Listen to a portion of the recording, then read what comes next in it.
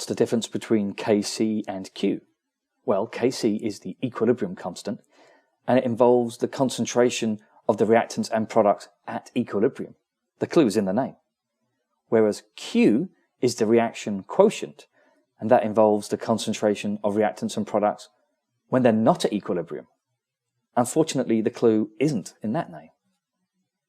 So let's look at a graph of the Haber process as it approaches equilibrium. You can see that there are three lines there corresponding to the three reactants and products.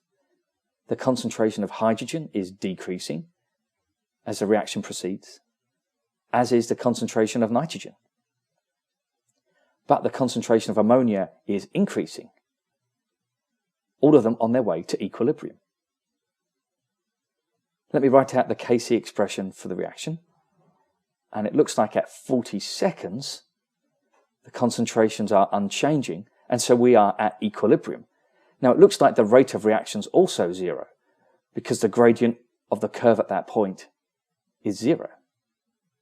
The gradient being the change of concentration over the change in time. But don't forget, the reaction hasn't finished. We're at dynamic equilibrium.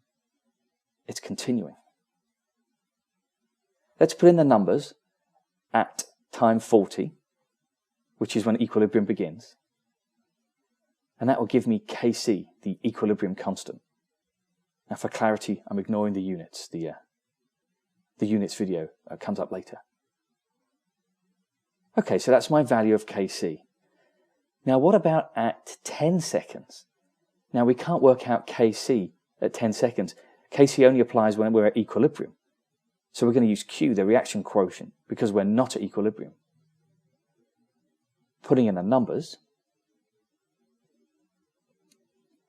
Well, that's good. I didn't want the same value as Kc. Something would have gone wrong otherwise. Now I'm going to work out the values for Q at t equals 20 and 30 seconds off board and summarize them in a table. Now notice that Q is always going to approach Kc. But of course, when Q equals Kc, you're at equilibrium. And I suppose Q no longer makes any sense. Now in our case, as the reaction proceeds, there's more and more ammonia being produced, more and more product being produced. And you can see from looking at the table that if Q is smaller than Kc, which is the case here, then the reaction must be proceeding to the right before it reaches equilibrium. And conversely, if Q is greater than Kc, then the reaction is proceeding to the left until it reaches equilibrium.